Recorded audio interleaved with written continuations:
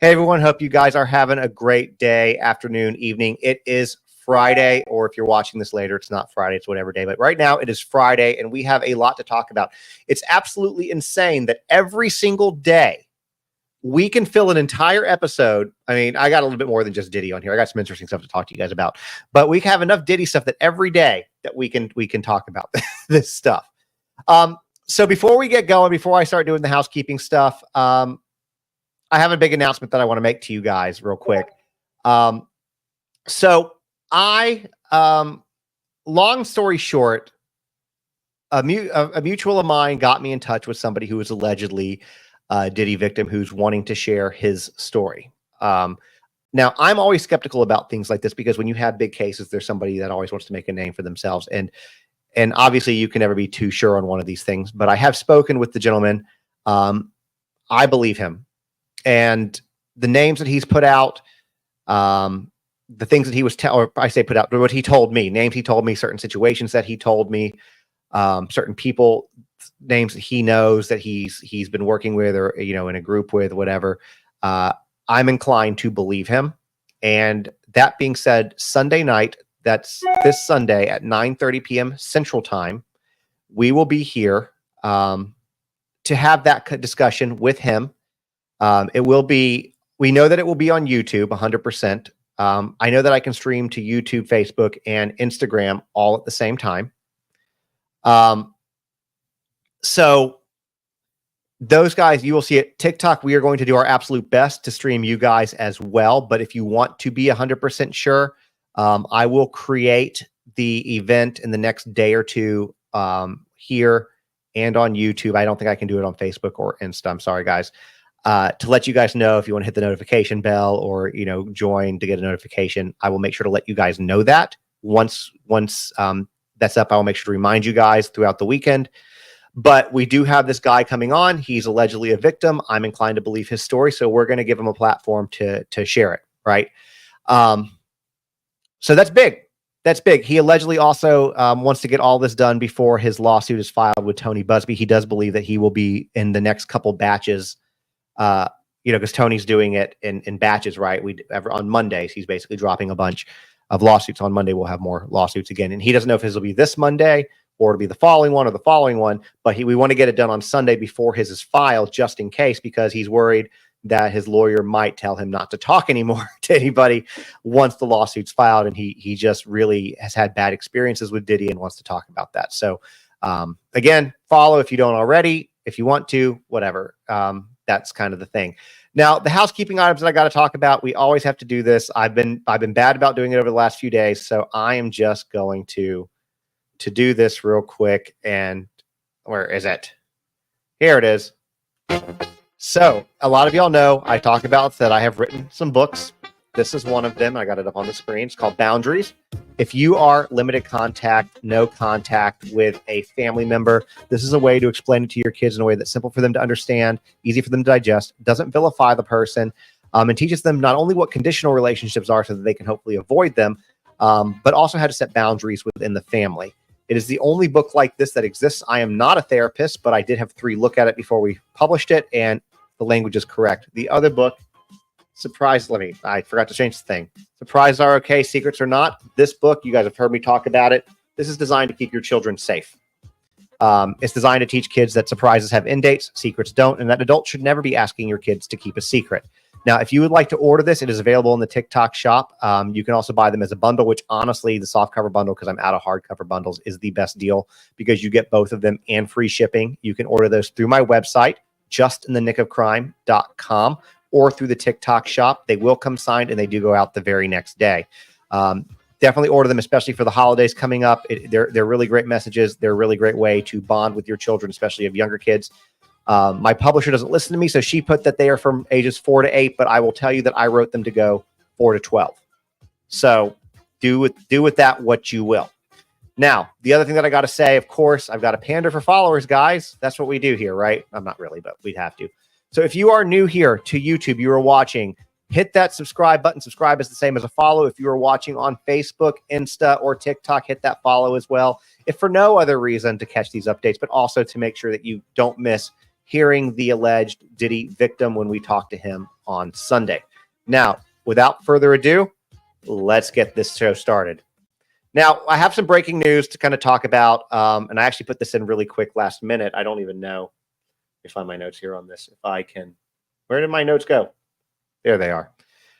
This actually came in as I was getting ready to start the show, and I had to stop and add this. So literally just probably at this point, 30 minutes ago, Michael Jeffries, let's talk about him. He is the ex-Abercrombie & Fitch CEO who was arrested, arraigned, released on bail. He has now gone to New York, has been arraigned there, and he pled not guilty to charges of trafficking and interstate prostitution.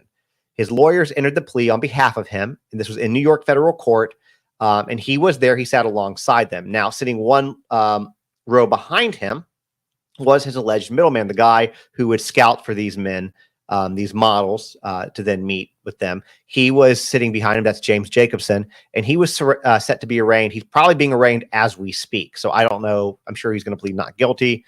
I'm not sure. Now, Matthew Smith, who is Jeffries' partner, both business and his romantic partner for many years, despite the fact that Jeffries is married, who's also facing the same charges, he's expected to appear in court at a later date. Now, the 10-minute court hearing is all it was for Michael Jeffries, and he learned that he will not be going back to prison at least anytime soon. He is going to be under house arrest. It was added that he's only allowed to leave his homes, plural, homes in New York and Florida for medical appointments, visits with his lawyers, and religious events. I have a feeling he's going to become very religious and have he's 80 years old and have a lot of medical appointments. That's going to be my guess. We'll see what happens. But that's my guess on that. So he's not going to jail. He was released on bond, and James Jacobson was also released on bond. I'm not sure the details of that, but Matthew Smith is going to be detained. Now, as far as Jeffries goes, his next court date is going to be December 12th. I'm going to be honest with you. I kind of hate that we're not getting as much data out of this as we are from Diddy, because this is, in my opinion, I mean, you might not have the violence aspect and things like that, but it's very similar in a lot of ways. And I feel like we should be talking about this just as much, but there just isn't as much information on it, right? There just isn't as much information. And I don't like that, but I will be looking for information. And you can bet that we will continue to cover this. So make sure. Now, the other stuff that I've set to cover, so you know what we're kind of getting into today, is there was a story that I saw this morning that I just have to share with you, because it's not related to any of this stuff that we've been talking about. It is a random one-off story, but it was so incredibly interesting, and it was a cold case. So I will share that with you. We're going to be talking about the Mendez Brothers update. We're going to be talking about several things regarding Diddy. Some of them kind of like more lighter pieces, and some of it getting kind of heavy. It's going to start light and then it's going to get heavier. That's what we're going to do. And some of that stuff, like I said, is going to be photos, which again, if you are on TikTok, you will not be able to see any of the photos that we're showing. But those will be on TikTok. But if you're on Insta, Facebook, and YouTube, you're good. So this is the story that I'm talking about here. This was a cold case, guys. So the picture on the right is a 150-year-old skull, which was discovered in the wall of an Illinois home in 1978. All right. They know that it was of an Indiana teenager who died more than 150 years ago. Now, in 1978, the property owner found the skull while he was renovating the home. And I'm not going to say this wrong. Batavia is probably right. Illinois. If I'm saying that wrong, y'all can correct me. But then they gave it to police. Police launched an investigation. This is 1978, though, and the case went cold. And the skull went to the Batavia Depot Museum for storage. Now, the skull was forgotten until March of 2021. That was when the museum supervisors discovered it, doing it during a routine, I guess, inventory audit. They called the police, who sent the skull to the coroner's office. And we now have a lot more information and a lot more forensics than we had in 1978. And they were working with Ortham Laboratories, which is a forensic laboratory out of Texas that assists law enforcement. And because of that and the technology, they were able to build a DNA profile from the skull and they were able to figure out that it was the skull of a woman or girl, actually, named Esther Granger, who was they call her a 17-year-old woman. I guess it was different in the 1860s, whatever, who died during childbirth in Merrillville, Indiana in 1866. Investigators matched the DNA profile to Granger's great-great-grandson, which allowed them to confirm her identity. Now, it was unclear how this skull ended up where it did. Burial records indicate that she was interred at Lake County, Indiana, and it's speculated in a news release that grave robbers may have dug up her body to sell it to physicians looking to learn more about human anatomy. We're not really sure, but that's their best guess. They then have since interred the skull at West Batavia, or whatever it is, cemetery this past August, at the city's expense. I love how I put at the city's expense because it's not like it costs that much to do a skull, but whatever.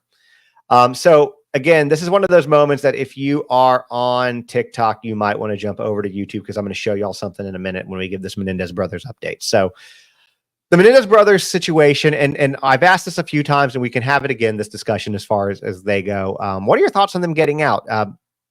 With the new evidence being discovered, with them kind of looking at it, and I'm also going to tell you what the odds of them getting out are in here just a moment. But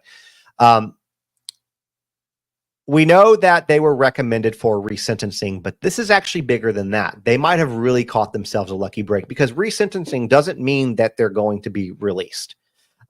That has to go before a judge. They have to go before a parole board. It's a whole thing. But they were recommended for immediate parole and release. That's basically what they were recommended for. And here's the break that they got. This was assigned to Judge William C. Ryan, who is notoriously liberal. And a lot of people who know him, who are in his office, attorneys who've worked with him, say that he is going to be letting the Mendez brothers out. He will be freeing them. He has been assigned the Mendez case, and a lot of the source, the news source that I use for this, has spoke to a number of prominent attorneys who have argued before this judge and personally know him, and they said that he is very fair, he is very open-minded, and that's just his nature. And just so you know, this was not a case that he was recently assigned. He actually was assigned the Mendez Brothers case about a year and a half ago, actually, and he issued an order for the LA County District Attorney to look into the SA claims made by Eric and Lyle against their father, Jose Menendez. And this was after a letter, and let me get this letter pulled up for you guys, and we will read this letter. But in fact, let me make myself smaller so you guys can see it bigger. This letter that Eric allegedly wrote months prior to the murders to his cousin, Andy. And let me do my best to try to read this letter to you, okay? It says, "Hello, Andy. How are you doing? I hope better than I am. It's been a long time since we've been in touch. Too long. I wish we could have seen each other during Thanksgiving. We almost did. We were all set to go, and then my parents decided not to at the last minute. Mom said the flights were too expensive. She said we could wait till Christmas. But now they've decided that I'm playing the Fiesta Bowl. They decided that I'm playing the Fiesta Bowl, and that's not worth it just to fly out for a few days. I was all excited to see you and some high school buddies, but I'll have to wait. I'll have to wait a little, I guess." Sorry, it's hard to read his handwriting. "Mom and Dad had a company party here, and Dad hired people to decorate the whole house and brought I'm trying to read this whole tree that they bought from Santa Barbara. Actually, they had to bring it in three pieces, since Mom didn't like the way the first one looked and they were pissed. They also decorated the tree where the Christmas spirit and something. I remember when Lyle and I used to decorate it. Times change, huh? At least I got to put up my own stocking, and one per Rudy and Velvet, who are fine, by the way. Mom isn't doing good. It's like she's here physically, but mentally she's something like gone, if you know what I mean. She freaks out over nothing." Sorry, his handwriting's hard to read. "I feel bad for her. I don't know why she puts up with Dad's shit." And this is where it starts to get big. "At times I wish I could talk to her about things, you know. someday, especially Dad and I. But the way she worships him and tells him everything, I'm so afraid she'll tell him what I'd say. I just can't risk it. Lyle got into a huge fight with her over why we couldn't spend Christmas with the rest of the family, and Mom freaked out and said if he wanted to go, he could go alone. But I just don't know why she wants to hurt him like that. Lyle wanted to stay, but Dad wouldn't let him go. So now I'm stuck here alone. I've been trying to avoid Dad. It's still happening. And by the way, I will post this when all of this is done. I will post this on Instagram for anybody who wants to read it, and Facebook. Still happening, but it's something. Andy, but it's worse, because he's talking to Andy, but it's worse for me now. I can't explain it. He's so overweight that I can't stand to see him. I never know when it's going to happen, and it's driving me crazy. Every night I stay up thinking he might come in. I need to put it out of my mind. I know what you said before, but I'm afraid. You just don't know Dad like I do. He's crazy. He was warned 100 times about. He has warned me 100 times about telling you, especially Lyle and I are calling us serious wimps. I don't know. I'll make it through this. I can handle it. I can handle it, Andy. I need to stop thinking about this. And then it goes on. But that's kind of what they're talking about, alluding to the abuse they went in to look into it. And like I said, I will put this on my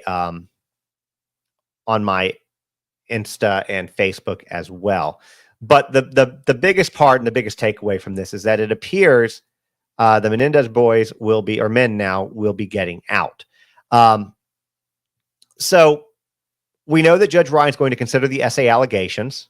They're also going to consider the fact that the Mendez brothers have been model prisoners for nearly 35 years, and the fact that many family members of the victims in this case have come forward advocating for their release. Now, the official document was filed last night, and the next court hearing is set toward the end of November. I don't have the date yet, or at least I've not seen it yet. Once I do, I will, of course, let you guys know.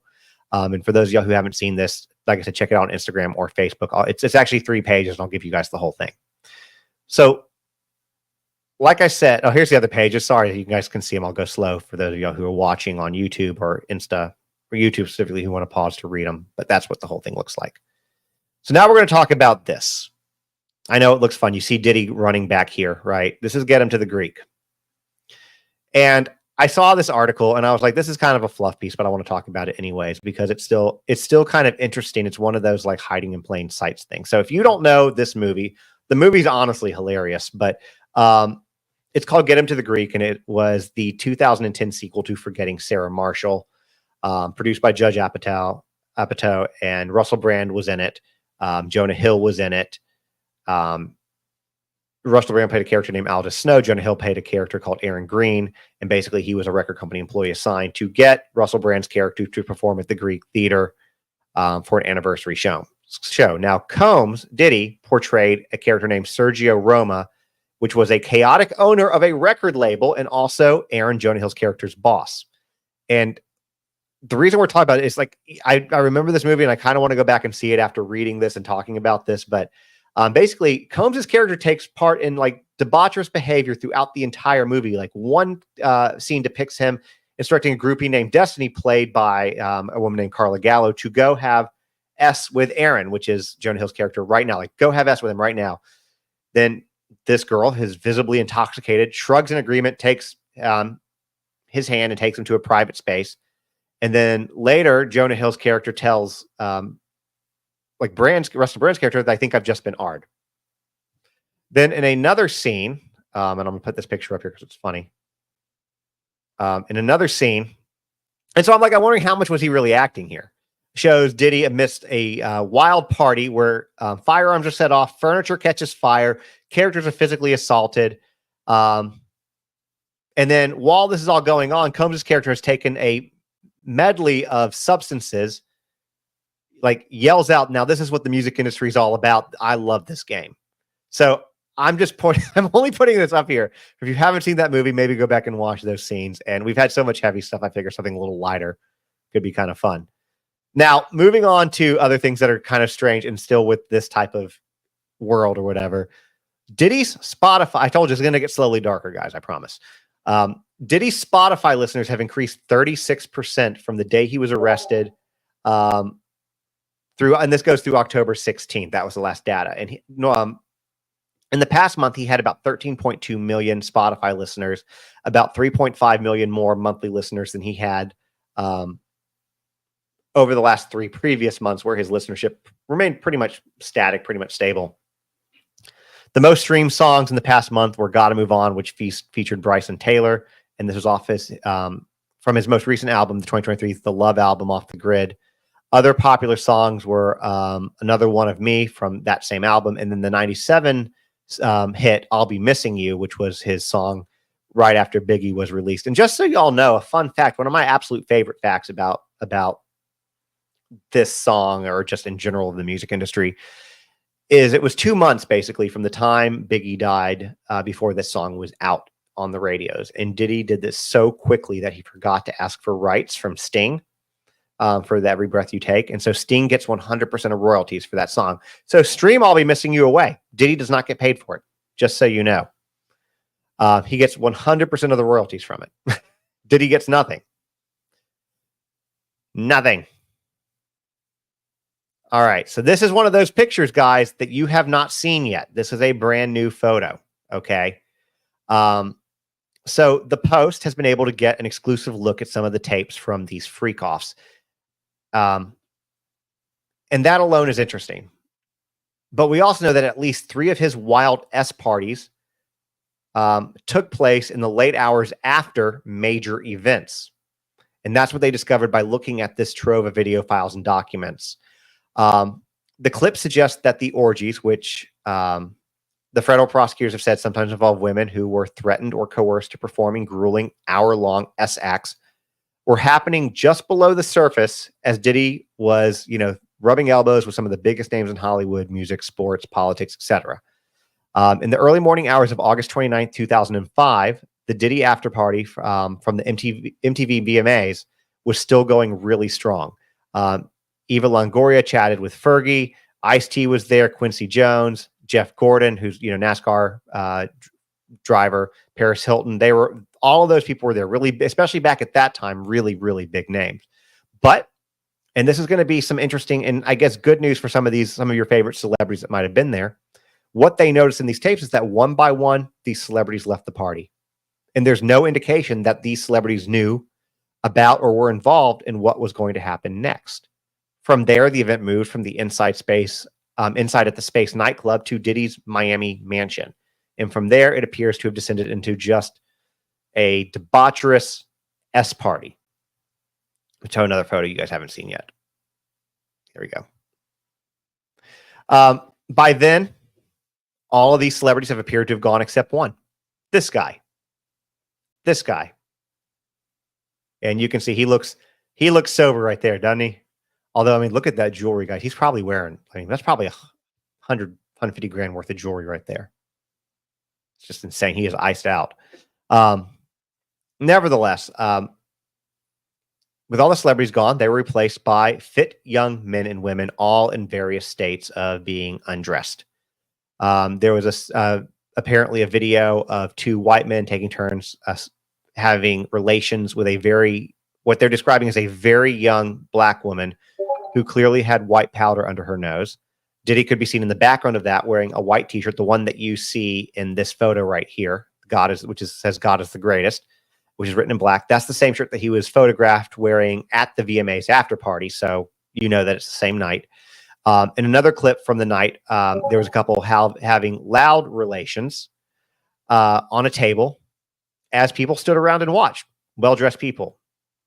Now, again, the Post is the one who reviewed these videos, and they're saying that they're part of the same archive, which includes footage, which appears to show Diddy having relations with a much younger male A-list star. That's the video, by the way, that has been shopped around for sale to news outlets by more than one person. So it's not made it out, but we now know a little bit of information from it. Not terribly much more, but we know some of the stuff a little bit more what's on it. In all of these files, some of the videos are undated or the dates are clearly incorrect. but other files have dates that are very consistent with verified details of events, locations, and clothing that Diddy and others would have been wearing that night, whether from the after party, etc. Now, many of the videos have dates that can be corroborated with star-studded events, including the 2004 and 2005 VMAs in Miami and the 2005 Super Bowl in Jacksonville. After each of these events, Diddy appears to have thrown just a wild orgy. During the weekend of Super Bowl, whatever, I don't know, XXXIX, what is that, 41? I don't know, in Jacksonville, February of 2005. Diddy threw a star-studded gala with attendees like people like Ashton Kutcher, Ashley Simpson. He brought, which this one doesn't shock me, but a new name, at least, that we've heard going to these parties. The Girls Gone Wild founder, Joe Francis. If y'all remember 2005, y'all, in the early 2000s, that Girls Gone Wild, that commercial was on all time. Somebody said 39. Thank you, wink, wink. That was on, those commercials were everywhere. That guy made a fortune. I don't know if he got in trouble. I think he did get in trouble and had to go to jail or something. I don't remember. But I'm not surprised that guy was there. Let's just put it. Then hours later, the party moved to a mansion nearby Sawgrass, which is an area of Miami, which Diddy rented. It was a $2 million mansion, and he rented it for $20,000 a week. In one of those videos, they see two men sleeping with each other while the sound of laughter echoes through the room. It later appears that Diddy himself took part in the action that night and held the camera from his point of view while he appeared to be engaged in relations with the woman. But again, there's no indication that his Super Bowl party guests knew about the orgy that took place afterwards.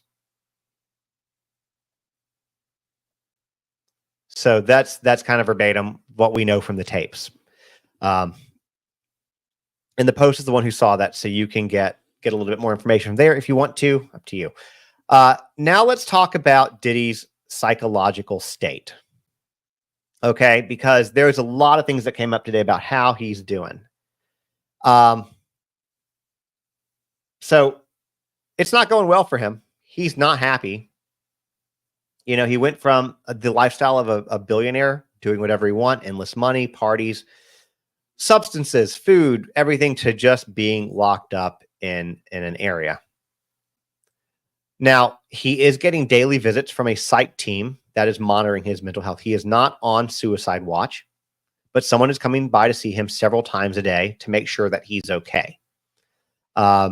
Now, this has come from a guy whose company prepares defendants for prison life and helps them navigate rehab and other prison programs. And he says that Diddy is already getting preferential treatment at the jail that he's in. So we'll describe what preferential treatment is here in a second. Aside from the fact that, you know, he's apparently in solitude. Nobody's with him. He's got no cellmates, nobody to talk to. So these several visits are the only, aside from his lawyers and anybody that's from family that comes in, those are the only interactions that he's having with anybody. But also apparently he is getting extra showers a week. We don't know. He doesn't know how many, but it probably varies, but they are giving him extra privileges.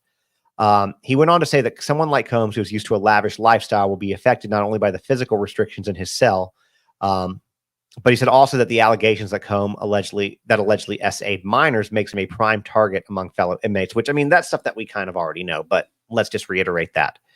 Now, it is unclear exactly what his mental state is at the moment, but we know it's strong enough that he's going to basically just tough it out until trial. And, you know, as he said before, he plans to testify, plans to try to exonerate himself. Now, let's talk about the Jamie Foxx stuff, because this is kind of a big deal. This has been a big deal because this is interesting. This is all over the place too. So a few days ago, I did a video talking about what was said in this Jamie Foxx special, and that hasn't really changed. So there was a bunch of articles which were titled like Jamie Foxx speaks on what happened, but he hasn't really spoken on what happened. But I do have a little bit more information and some specific things that were said, so I figured it was worth sharing that with you guys. So what we know now is that there were 3 eyewitnesses that have come forward who attended tapings of the Netflix special, which is going to be called What Happened Was. And these 3 people all say that he discussed allegations that Combs caused his hospitalization. Now, in the previous video that I've done, in the previous YouTube video I've done, Um, a videographer, producer, director who goes by the handle Choke No Joke did an interview with Comedy Hype and told them that he attended 2 of Fox's 3 shows, which took place on October 4th, 5th, and 6th at the Alliance Theater in Atlanta. On October 7th, he uploaded a video, which he said Jamie has a special coming out on Netflix called What Had Happened Was. And I went to the taping of it. It was 3 days taping. I went to the first show. I went to the last show. And he also claimed that Fox stated during those tapings that Diddy was responsible for what happened to him, and Fox is the one who called the FBI. This is what Choke said after going to the show. He said, and I'm going to quote this, after Fox said, quote, after Fox said, Diddy did something to me, he said, and I'm the one who called the feds on him. Choke reiterated, hypothesizing that Fox might have done so because he was scared. Then he goes on to say he disappeared, right? He out now. Soon as Puff went to jail, right? We see him at the game with the Dallas Cowboys owner Jerry Jones. We haven't seen him, but as soon as Puff went to jail, Jamie Foxx was at the GD Dallas football game, right? And now he just went around and shot a special. And who's the special strongly based around? Diddy. On top of that, you had celebrity bodyguard Big Homie CC, which we've talked about, alleged in an on-camera interview that he did with Cam Capone News last week. He said, I know Diddy poisoned Jamie Foxx, and Jamie Foxx reported him to the FBI because of it. Jamie Foxx reported this man to the FBI because of this. That's what he said. Now, there was a third attendee whose name is Dennis L.A. White, and he said that he went to the second and third tapings of the show, and he claimed that he heard Fox say something more along the lines of, people keep asking me if Diddy was responsible. He was not responsible. If he was, I would have been dead. Now, I'm going to pause there real quick from those notes and just kind of talk out on this. So we have three people who've come out and said that he said that Diddy was responsible. We have Big Homie CC who's come out and said that he said that Diddy was responsible. And, you know, he's in the game. We have this other guy that said, Fox said, people keep asking me if Diddy was responsible. He was not. If he was, I would have been dead. And I just kind of want to comment on that last part of it, because even if that is what Fox said, which is possible, I'm not discounting it. I wasn't there. I didn't see it. Even him saying, even if he said that, if he was, I would have been dead, indicates how scary he knows. And they were friends for a long time. They were friends till they weren't. Still indicates the capability and what Diddy's, capable basically of doing.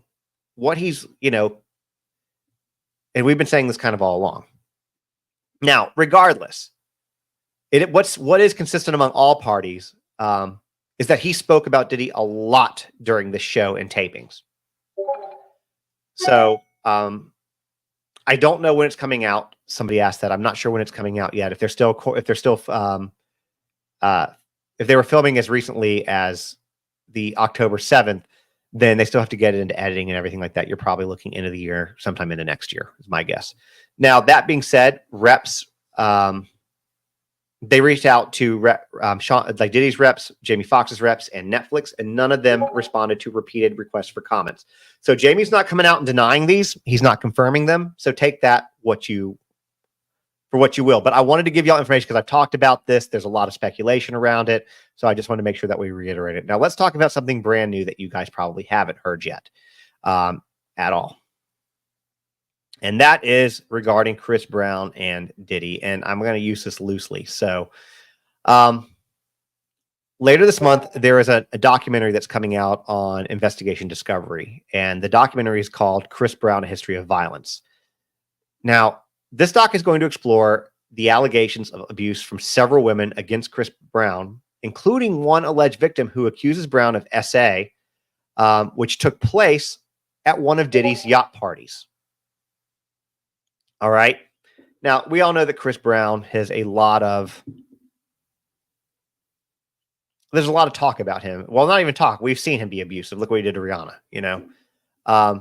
At this event, she alleges, now I don't know if Diddy was involved in this one or not, but it was at a Diddy party, meaning that it would have been set up like Diddy. And we've heard a lot of people who have co-hosted parties with Diddy or been at Diddy parties that were famous. And we've had several people at this point come out sharing their stories on this, right?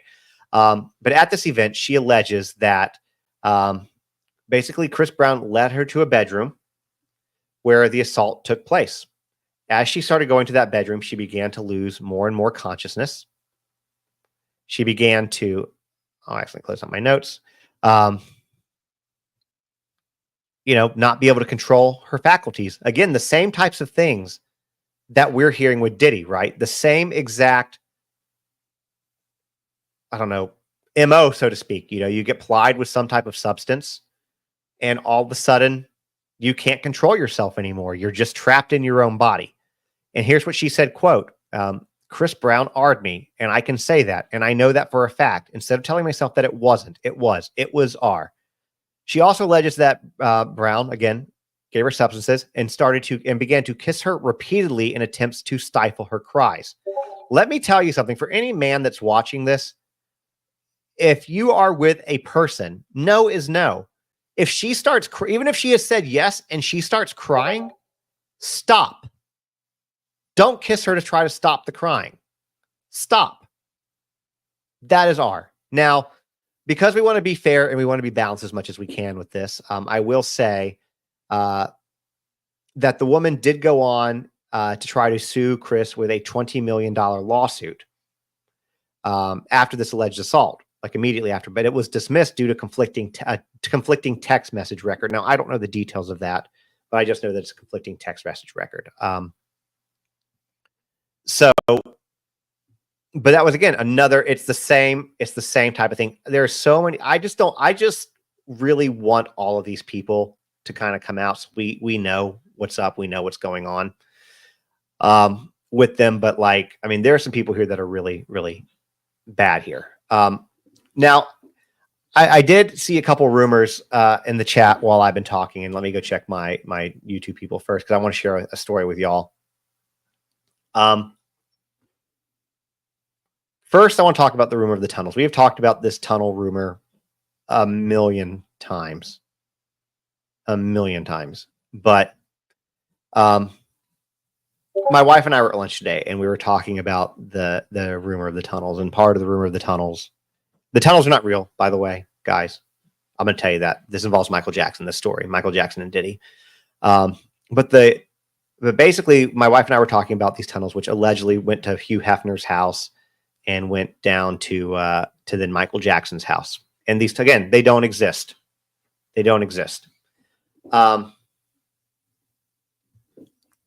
So that got us talking. I wonder if Michael Jackson ever attended any of Diddy's parties. We've not really heard about it. Although I do need to find out information on this, because while I was looking at this, apparently the SA claims that were settled years ago, while Michael was still alive, are being brought back up or reinvestigated.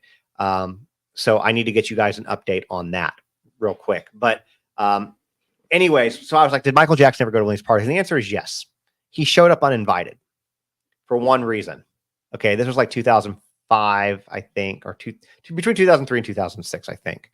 And basically what happened was he shows up at a party uninvited. Diddy security comes up to him and says, Mr. Combs, Mr. Michael Jackson's here to see you. And then he goes to it, and he doesn't want to talk to Diddy. He doesn't want to talk to anybody. He just wants to know where Beyonce's at. He wanted to meet Beyonce. He wanted to, as it was said, he wanted to holler at Beyonce. He wanted to flirt with her. He danced with her, and he said that Michael was just incredibly smooth. So he was interested in Beyonce, apparently, and he didn't care, I guess, if Jay-Z was there or whatever. But that was kind of the fun story on that. But that's kind of how we went down that rabbit hole. But I will get you guys some information on the Michael Jackson stuff for sure. And we'll kind of find out what's going on with that. But guys, it's just crazy to me every single day that we have a new group of things that we can talk about. And it is Friday, meaning that we're going to go into the week and things are going to get less. But Monday, we're going to have a whole new group of lawsuits dropped. I would bet money on it. So for those, of course, no matter which platform you're watching on right now, make sure to follow, because we're going to talk about it, of course, when that happens. But the other thing that I want to remind you, if you came into TikTok late, YouTube late, Insta, Facebook, whatever, bear in mind two things I'm going to share with you. That this is recorded on YouTube, and as soon as we're off, it is there. It is saved. If you're watching live, you can go back and rewind. This whole thing is there, so you can watch anytime, take it on the go, whatever you want to do. But on Sunday at 9:30 p.m. Central Time, we are going to have a guest, and we're for sure going to be able to stream it on Insta, YouTube, and Facebook. That is 100%. We're able to do that because we're going to do that through StreamYard. TikTok makes things a little bit harder because it doesn't play nice with the other platforms. All right. So he and I have talked. We are going to try to do both and try to set our phones up, like have him come in as a guest or co-host with me, and see if we can have him on here with you. But just in case, you might want to jump over to YouTube, hit the notification, and I will create an event, a live event here on